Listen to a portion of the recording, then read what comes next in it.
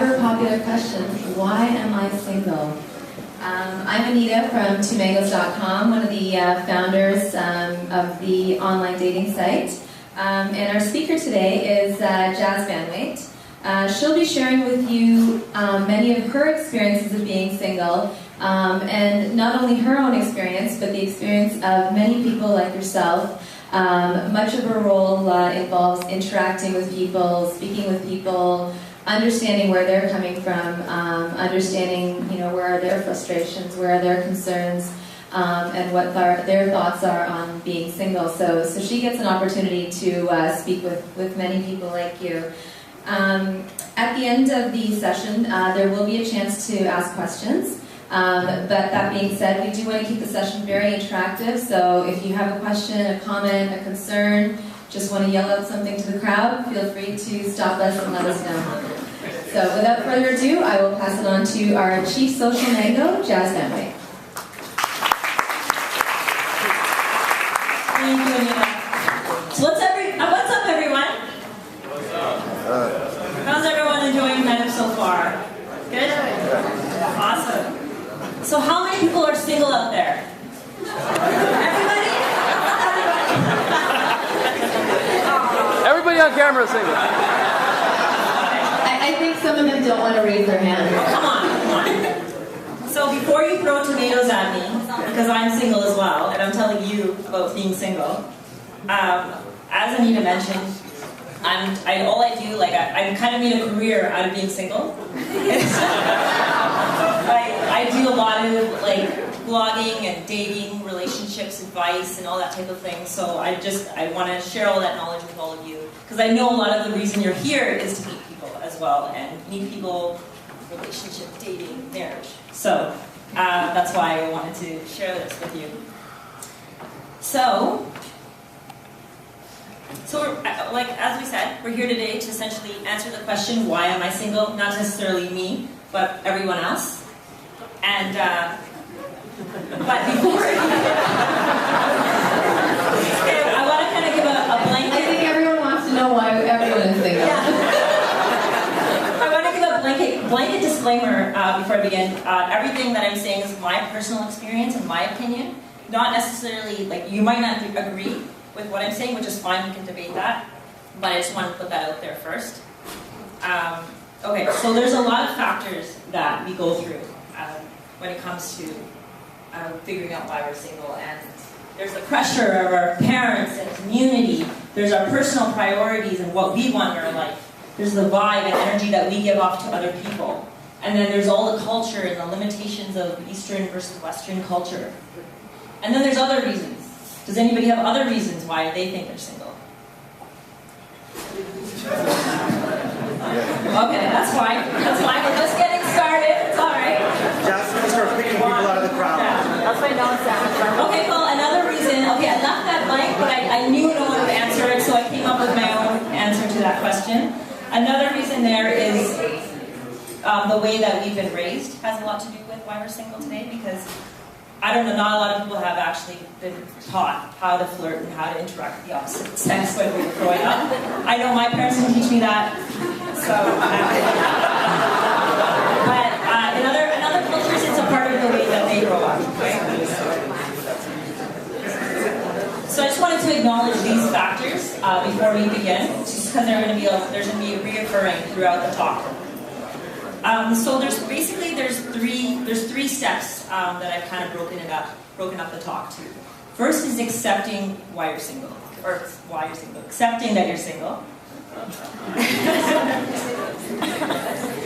And then the second is understanding what you want, and the third is being open to possibilities. So those are the three kinds of phases of my talk today.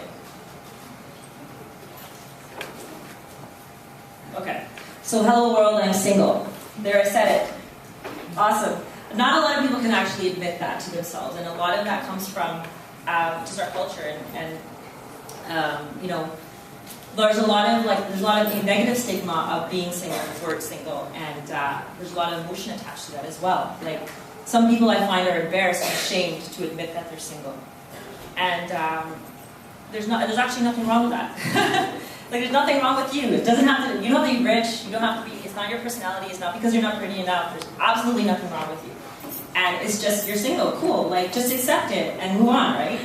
So, also, there's a lot of, and it's not just our parents and aunties that are kind of pushing that on us and saying, oh, you're over 25 and still single, like, what's wrong with you?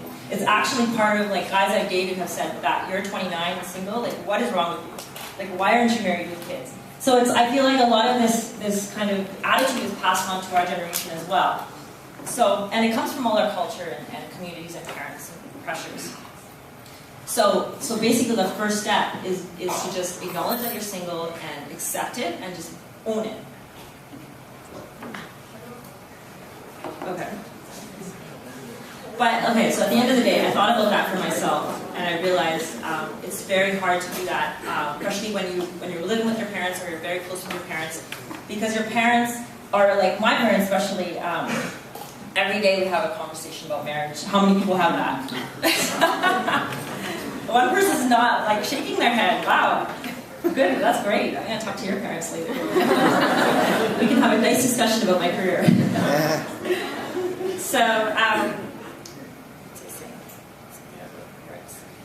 So when it comes to your parents, like, I have a discussion with my parents every day about why, like, you know, we're living our life so you can get married. Like, we can't wait until the day that you're married so that we can start living our own life.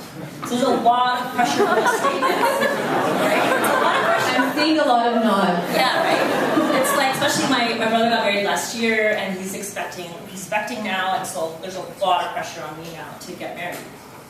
And so it's tough, but at the end of the day, like, you're not always going to be with your parents. You have to separate yourself from your parents eventually and live your own life. So you're just going to have to let it go and just learn to separate your life from your parents. So we're going to do a little exercise. Everybody close their eyes right now. And okay, now imagine your life without your parents' opinion and community's judgment. Okay, some people don't close their eyes, but that's okay. So you're like, you don't have your parents, like, your parents are close with your parents, but they just don't give you any judgment, or like, they're not on your case with your marriage, and they love you and they support you, but marriage is not like they're not going to push that on your head. So don't let go of that feeling, and just think about your life without that judgment, or anyone, or your community, or anything like that. Now think about your life and what you want. Do you really want to be in a relationship right now? Or do you want to stay single? Do you want to get married in 6 months? Or is there, like, do you just want to go travel for a year? Like, so when you separate yourself from your parents, you realize, wow, like, I have my whole life, and I have all these priorities and like the way that I want to live. And it's when you make that separation, all those thoughts come. And so it's really important to do that. Because usually when we're single and over 25 or 24 or whatever, how many people are over 25 here? No one's going to pick that. So usually when you're single and over 25. I think everyone's starting to get a little bit more honest now. Yeah, all the heads are coming up now slowly.